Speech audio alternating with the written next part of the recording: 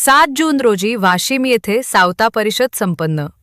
येत्या 7 जून रोजी वाशिम शहरात सावता परिषदेच्या वतीने जनगणना परिषदेचे आयोजन करण्यात आले असून यात महाराष्ट्रातील सावता परिषदेचे व ओबीसीच्या विविध संघटनांचे पदाधिकारी उपस्थित राहून जनगणना व ओबीसी या विषयावर सावता परिषदेचे संस्थापक अध्यक्ष कल्याण काका आखाडे यांच्या मार्गदर्शनाखाली एक दिवसीय जनगणना परिषदेचे आयोजन सावता परिषदेच्या वतीने करण्यात आले आहे। या जनगणना परिषदेच्या आयोजनासाठी रविवार दिनांक 24 मे 2026 वाशिम, अकोला, बुलढाणा जिल्ह्यातील सावता परिषदेच्या पदाधिकाऱ्यांची नियोजनाची बैठक विश्रामगृह वाशिम येथे पार पडली। यात विविध विषयावर चर्चा करून ही परिषद यशस्वी करण्यासाठी सांगोपांग चर्चा करण्यात आली।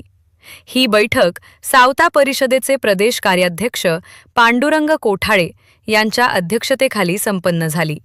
सावता परिषदेचे प्रदेश सहसचिव प्रवीणभाऊ वाघमारे, प्रदेश उपाध्यक्ष रविभाऊ भांदुर्गे, अकोला जिल्हाध्यक्ष लक्ष्मणराव जी निखाडे, खामगाव जिल्हाध्यक्ष दत्ताभाऊ जावळकर, वाशिम जिल्हाध्यक्ष विलास ढगे, महिला आघाडी जिल्हाध्यक्ष रंजनाताई परिसकर, युवा आघाडी जिल्हाध्यक्ष शेखर जटाळे, वाशिम जिल्हा उपाध्यक्ष रविभाऊ वानखेडे, वाशिम शहराध्यक्ष चेतन इंगोले, पातूर तालुका अध्यक्ष अजय ढोणे, अकोला जिल्हा उपाध्यक्ष छोटूभाऊ काळपांडे, वाशिम तालुका अध्यक्ष बाळूभाऊ माल, खामगाव येथून अमोल धामणकर, अमोल चरखे, गजानन उठाळे मंगरुळपीर, तालुका अध्यक्ष चेतन शिंदे, रिसोड महिला आघाडी शहराध्यक्ष रेखाताई जहिरव, रिसोड महिला आघाडी तालुका अध्यक्ष दीपालीताई काळे, संतोष सपकाळ, नारायण सपकाळ, सर आदिव्याड येथील ग्रामत तसेच अकोला महानगर अध्यक्ष दिनेशजी सोळंके, मंगलाताई भांदुर्गे, शीतल जाधव, ज्योती जाधव, नीता जाधव, वंदना वानखडे, सुनीता पुंड, ज्योती इरतकर, अपर्णा सोनवणे, गोदावरी रतकर, गीता भांदुर्गे, ज्योती सोनवणे, शोभा इरतकर, वंदना भांदुर्गे सह तिन्ही जिल्ह्यातील मोठ्या प्रमाणावर सावता परिषदेचे पदाधिकारी या बैठकीला उपस्थित होते।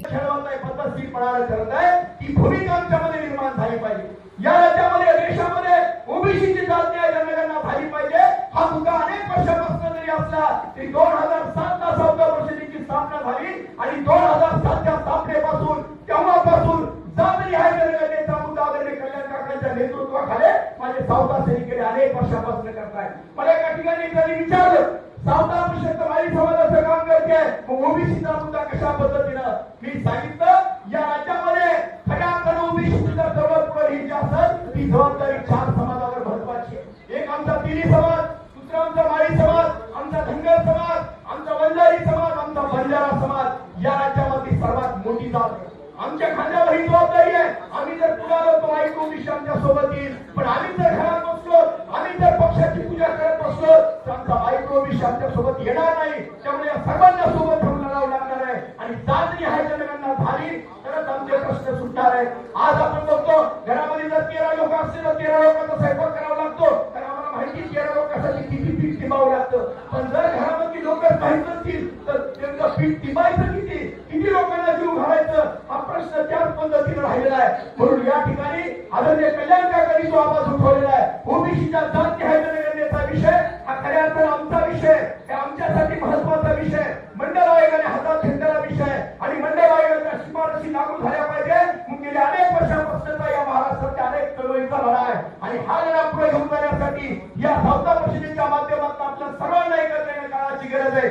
जात बाजूला ठेवून आम्ही ओबीसीमुळे एकत्र आलो पाहिजे आणि ओबीसीमुळे एकत्र आलो तरच या ठिकाणी सरकारला घाम फुटल। सरकार आपण बघितलं पुण्यात एका विशिष्ट जातीची पूजा करताय आणि त्या तुलनेमध्ये ओबीसीवर अन्याय करताय। ओबीसीचा एखादा विधान परिषदेवर घेतला म्हणजे ओबीसीचे प्रश्न सुटत नाहीत।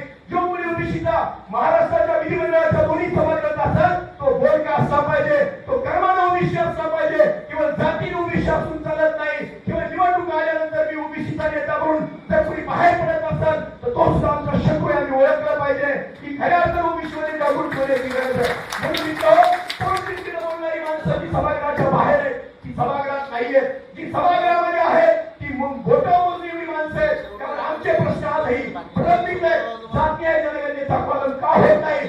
आम्ही खऱ्या अर्थाने ओबीसीतून आम्ही नपुसक ठरत आहोत. जातीय जनगणनेचा कोलभाग झालाच पाहिजे, तेवढी ताकद तेवढा दरारा आमच्यामध्ये नाहीये. आमची भीती कुणाला वाटत नाही, ओबीसीची भीती आम्हाला वाटत नाही.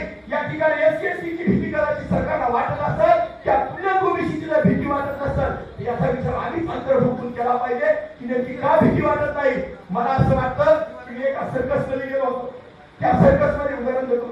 त्या सर्कस मध्ये एक फार बलाढ्य हत्ती होता आणि तो बलाढ्य हत्ती एका दोरीला बांधलेला नव्हता, काही नव्हता, परंतु तो सातत्यानं त्या छोट्या ज्या ज्या महामानवांनी महापुरुषांनी आपलं आयुष्य खर्च केलं त्या सर्वच महामानवांना आणि महापुरुषांना विनम्र अभिवादन करू. आज या ठिकाणी वाशिम शहरामध्ये ओबीसी समाजाला एकत्र करून ओबीसी समाजाची जनगणना परिषद वाशिम जिल्हा आणि पश्चिम विदर्भातील सर्व जिल्ह्यातील सावता परिषदेच्या पदाधिकाऱ्यांनी या ठिकाणी परिषद आयोजित केली. या परिषदेच्या निमित्ताने या कार्यक्रमाचे उद्घाटक या कार्यक्रमाची प्रमुख उपस्थिती माजी मार्गदर्शक नेते सन्माननीय कल्याण काका आखाडे साहेब, त्याचबरोबर त्यांच्या समवेत माननीय आमदार बळीराम भाऊ सिरस्कर साहेब, त्याचबरोबर आमदार हरिभाऊ भदे साहेब आणि व्यासपीठावरील सर्व मान्यवर मंडळी आणि समोर उपस्थित असणारी माता पिता बंधू आणि भगिनींनो, आज आपण सर्वच जण गेल्या 2.5-3 तासापासून जनगणना परिषदेच्या निमित्ताने व्यासपीठावरील मान्यवरांची विचार आपण या ठिकाणी ऐकले आहेत. खर तर वाशिमकर साहेबांनी आणि बळी साहेबांनी या ठिकाणी व्यासपीठावरून सांगण्यात आलं, तांत्रिक दृष्टिकोनातून आपण या ठिकाणी या जनगणना परिषदेकडे पाहिलं पाहिजे. ही जनगणना परिषद आपण तयार करत असताना हा विचार आपल्या मनामध्ये कसा आला, हा विचार कुठून आला, हा विचार येण्यामागचं कारण काय, की त्याचा इतिहास काय आहे, या इतिहासामध्ये आपण गेलो पाहिजे. आणि या इतिहासामध्ये जात असताना आपल्याला सावता परिषदेच्या पदाधिकाऱ्यांचं विशेष या ठिकाणी कौतुक करावं असं वाटतं. काकांच्या मार्गदर्शनाखाली या सर्व पदाधिकाऱ्यांनी या जिल्ह्यातला नाही, या राज्यातला नाही, तर देशातला पहिला कार्यक्रम या वाशिम शहरामध्ये या वाशिमच्या पदाधिकाऱ्यांनी घेतला. त्याबद्दल त्यांचं विशेष असं कौतुक करतो, आभार व्यक्त करतो. कारण 1871 साली या जनगणनेची सुरुवात झाली, परंतु तो डाटा आपल्याला 1881 ला मिळाला. त्यानंतर 1931 साली ओबीसीची जातीय जनगणना ही इंग्रजांनी केली. त्यानंतरच्या कालखंडामध्ये या देशामध्ये 2 वेळा फाळण्या झाल्या आणि 52% जी आरक्षणाची ओबीसीची आपल्याला जनगणनेतून जो डाटा मिळाला, तो डाटा 1931 पासून 2026 पर्यंत पुन्हा कुठल्याही जनगणनेमधून आपल्याला मिळाला नाही. काळे सरांनी कौटुंबिक उदाहरण देत असताना घरातील स्वयंपाकघराचा उल्लेख केला.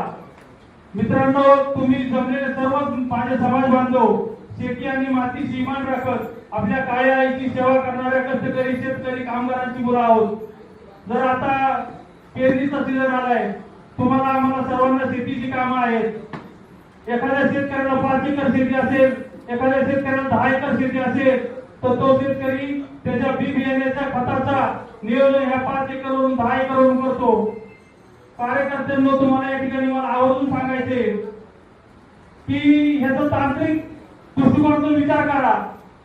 जर तुमचं नियोजन तुमच्या शेतीचं नियोजन तुम्ही करत असताना त्याच्या भूभागावरून करत असाल, तर ओबीसीचा सरकारला जर काही धोरण ठरवायचे असेल, जर ओबीसी साठी जर काही शाश्वत विकासाची धोरण ठरवायची असेल, तर ओबीसीचा निश्चित असा डाटा मिळाला पाहिजे, निश्चित असा आकडा मिळाला पाहिजे.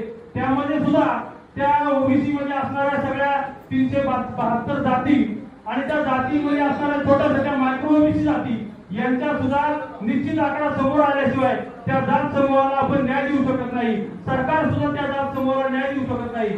म्हणून जिसकी संख्या भारी उसकी उतनी भागीदारी या न्यायाने आज आपण जनगणना परिषदेच्या माध्यमातून सरकारकडे ही मागणी करतोय की आमची जात न्यायाची जनगणना झाली पाहिजे. हा आमचा हक्क आहे, हा आमचा अधिकार आहे. तो कुणी आमच्यापासून हिरावून घेऊ शकत नाही. आणि याची तिंगी ही पांडुभाऊंनी सांगितलं की मतमेश्वराच्या पदस्पर्शाने पावन झालेल्या पुण्य आणि पावन नगरीतून या ठिकाणी झालेला आहे. भारताचं जर मध्यबिंदू आणि केंद्रबिंदू जर वाशिम शहर असेल तर या ठिकाणाहून पडलेली ही ठिणगी ही भारतभर राहील आणि ही जगाच्या इतिहासामध्ये टाटा ज्या ज्या वेळेला क्रांत्या झाल्या, ज्या ज्या वेळेला छोट्या मोठ्या जगामध्ये इतिहास घडले गेले, हे सर्वसामान्य कुटुंबातून आलेल्या कार्यकर्त्यांनी घडवले. राजे महाराजांच्या महालातून आलेल्या नेत्यांच्या मुलाकडून कधी काय घडलं नाही. सर्वसामान्य शेतकरी कुटुंबातून जन्माला आलेला हा माणूस जर या गोष्टीमध्ये पुढाकार घेत असेल, आपल्या स्वतःच्या राजकीय सामाजिक शैक्षणिक या सर्व करिअरकडे दुर्लक्ष करून माझा समाज महत्वाचा आहे, माझ्या समाजासाठी मी भांडलं पाहिजे, माझ्या समाजासाठी मी केलं पाहिजे आणि म्हणून जर या 472 372 आणि छोट्या छोट्या काही ओबीसी जाती या सर्वांना माझ्या समाज म्हणून जर काम करत असेल आणि सर्वांना माझा समाज म्हणून जर एकत्र आणण्याचं काम करत असेल तर आपली जबाबदारी आहे की आपण अशा नेतृत्वाच्या पाठीमागे उभं राहू. या ठिकाणी जनगणनेच्या माध्यमातून राज्यभर आपण या व्यापक स्वरूपामध्ये ही जनगणना घेऊन गेलो पाहिजे. महात्मा ज्योतिराव फुलेंचा विचारांचा वसा आणि वारसा